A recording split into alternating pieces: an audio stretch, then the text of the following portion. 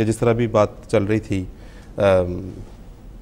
इसकी piece conferences की जी, तो अमूमन जो मौज़ूआत हैं वो क्या होते हैं, और एक अगर ये भी बता सकें, एक बाज़ लोग ये भी पूछते हैं कि आप इसमें बड़े आपने मिनिस्टर्स को बुलाया होता है और बड़े सरकारी अफसरान को बुलाया होता है, तो इसके पीछे वजह क्या होती है, अगर आप ये बता सकें। पहले मैं इसी बात का जिक्र कर देता हूँ कि इनको क्यों बुलाया जाता है। बात यह है कि कौम के आला ज़िम्मेदार अफसरान और नुमाइंदगान और रहनुमाओं को, आया उनको तबलीग करना हमारा फ़र्ज़ नहीं है? क्या उनको इस्लाम का पैगाम पहुँचाना ज़रूरी नहीं है? तो जमात अहमदिया जो हर जगह पर, हर मौके पर, हर तबके में तबलीग इस्लाम करती है, तो वो ऐसी तकारीब के मौके पर जहाँ आम, जिसको मैन इन द स्ट्रीट कहा जाता है, हमारे नज़दीक तो हर शख्स अहमियत रखता है,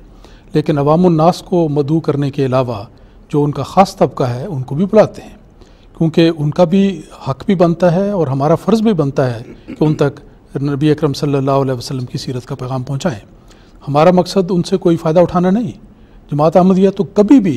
किसी दुनिया की गवर्नमेंट से, किसी हुकूमत से एक धेले के भी मुतलाशी नहीं हुई। हमेशा हम तो खिदमत दीन करते हैं और उसके लिए जमात का हर फ़र्द अपनी जेब से चंदा देता है, और उन अखराजात से जमात अहमदिया सारी दुनिया में वो सब कुछ कर रही है जो तबलीग इस्लाम के सिलसिले में कार्रवाइयाँ आपके इल्म में हैं। तो इस लिहाज से उनसे कोई मनफत हासिल करना मकसूद नहीं होता, बल्कि उनको फ़ायदा पहुँचाना मकसूद होता है। ख़ास तौर पे चूँकि ये सब कुछ हुआ in the wake of the Scandinavian caricatures अखबारात में जब प्रेस में आए थे, तो उसमें ज़ाहिर है कि जब फ्रीडम ऑफ स्पीच की बात करेंगे, फ्रीडम ऑफ एक्सप्रेशन की बात करेंगे, तो उसमें जो लोग लेजिस्लेशन में इन्वॉल्व्ड हैं, जब तक आप उन तक बात नहीं पहुंचाएंगे और उन तक इस्लामिक व्यू पॉइंट नहीं पहुंचाएंगे, तो आप बहुत ज़्यादा मुस्बत नताइज का सिर्फ जलाओ घेराव करने से और उनकी एम्बेसीज को जलाने से तो कोई नतीजा नहीं निकलेगा, वो तो उल्टा बल्कि उनको नफरत में बढ़ाएगा। तो अमलन यही होता है कि जब ये मुअज़्ज़ज़ मेहमान आते हैं, वज़रा आते हैं, सुफ़रा आते हैं, बाकी यूनिवर्सिटियों के प्रोफेसर और असातिज़ा आते हैं, ये सब लोग छोटी हमारी कॉन्फ्रेंसेस में उनको भी मौका दिया जाता है कि वो भी अपने ख़यालात का इज़हार करें। तो अक्सर हमें ये सुनकर बड़ी खुशी होती है कि अल्लाह ताला के फल से एक आला तबकों में अल्लाह ताला के फल से इस्लाम के साथ एक रग़बत और शौक़ और रसूल पाक सल्लल्लाहु अलैहि वसल्लम की सीरत का नेक असर उन लोगों पर होता जा रहा है। तो इस लिहाज से ये मजालिस बहुत ही मुफीद होती हैं। आपने दूसरा पूछा था कि इसमें मौज़ूआत क्या होते हैं। मौज़ूआत आजकल के हालात के लिहाज से हम आम तौर पर वो रखते हैं जिनका अमन आलम से ताल्लुक़ होता है।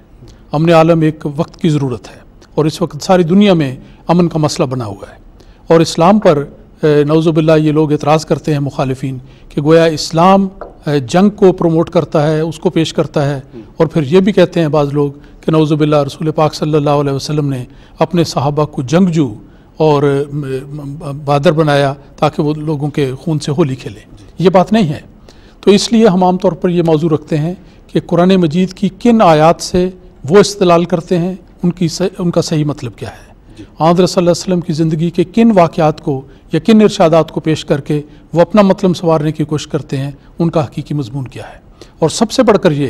कि इन इजलासात में नबी पाक सल्लल्लाहु अलैहि वसल्लम को एक अमन के शहज़ादे नहीं बल्कि अमन के बादशाह, अमन के शहनशाह के तौर पर पेश किया जाता है कि रसूल अकरम सल्लल्लाहु अलैहि वसल्लम ने सारी दुनिया में अमन कायम किया और अपने सहाबा को, जो इससे पहले इस्लाम कबूल आने से पहले बाकी लोगों की तरह लड़ते झगड़ते थे, उनको अमन का शदाई और अमन का नुमाइंदा बनाया। तो ये मौज़ूआत होते हैं ख़ास तौर पर जो आजकल के हालात के लिहाज से इन तकारीब में रखे जाते हैं। बहुत शुक्रिया मुजीब साहब।